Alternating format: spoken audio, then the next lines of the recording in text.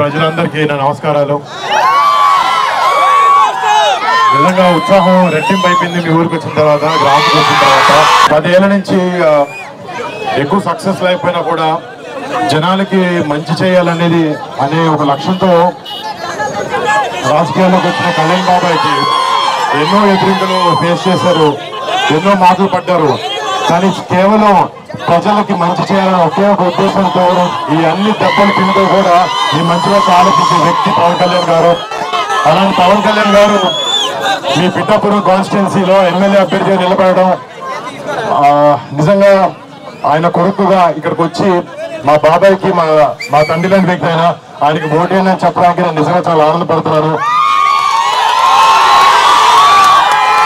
అంటే అధికారంలో ఉన్న చాలా పార్టీలు చేయలేనివి ఎన్నో విషయాలు కళ్యాణ్ బాబాయ్ 10 సంవత్సరాల నుంచి ఒక ఎమ్మెల్యే సీట్ లేకపోయినా కూడా కౌలు రైతులకు ప్రాబ్లం వచ్చినప్పుడు అప్పులు చేసి మరీ వచ్చి వారు డబ్బులు ఇచ్చారు.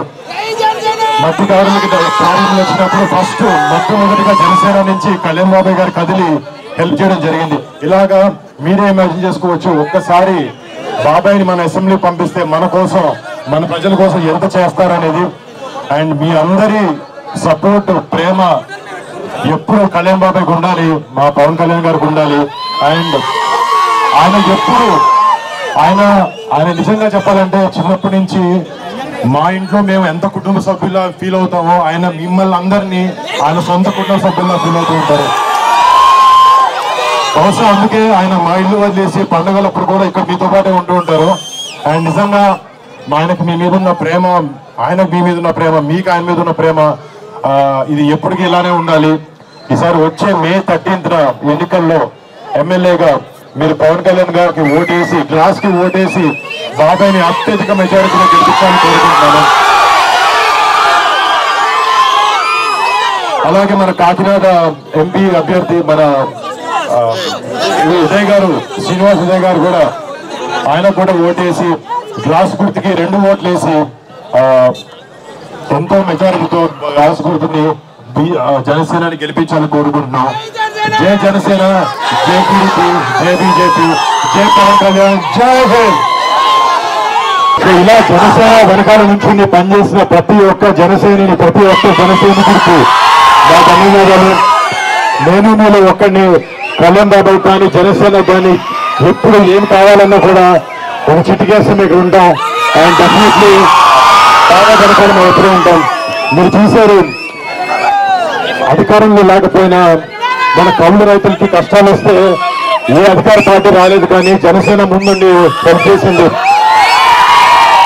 అలాగే మత్స్యకారులకి ఏదైనా ప్రాబ్లం వచ్చినప్పుడు కూడా ఫస్ట్ కళ్యాణ్ బాబాయ్ ఉంచున్నాడు. బాబాకి ఒక్కసారి మీరు అందరూ గెలిపించి అసెంబ్లీకి పంపిస్తే రేపు పొద్దున పిఠాపురాన్ని దేశం మొత్తం చూసే ప్రజలు చేస్తారు. దాంట్లో ఎటువంటి అసలు లేదు. అండ్ మీ అందరికీ రేపు పొద్దున చుట్టుపక్కల ప్రతి గ్రామంలో పిఠాపురం అంటే ఒక రేంజ్ లో ఉండేటట్టు చూస్తారు. అంటే మాకు కూడా మా కుటుంబ సభ్యులకి చిన్నప్పటి నుంచి మేము నెల్లూరులోను, మొగతూరులోను పెట్టి పెరిగిన తర్వాత సినిమా ఇండస్ట్రీ అటు ఇటు తిరుగుతున్నాం. మాకు సొంతూరు అంటే ఆలోచిస్తుంటే ఒకటేలా లేదు. కానీ ఇప్పుడు మా బాబాయ్ ఇక్కడ నుంచి నుంచోవడం వల్ల మీ సొంతూరు ఏంటి అంటారు ప్రతి నుంచి మా తర్వాత మేము పిఠాపురం చెప్పుకుంటాం. అలాగా మీరు మాకు చూపించే ప్రేమ మీకు ఎప్పుడు బాబాయ్ మీ అందరినీ బాగా చూసుకుంటారు ఒక నమ్మకం, భరోసా మీకు ఎప్పుడు ఇస్తారు ఉంటుందని కోరుకుంటూ సెలవు తీసుకుంటాను. జై పవన్ కళ్యాణ్, జై జనసేన.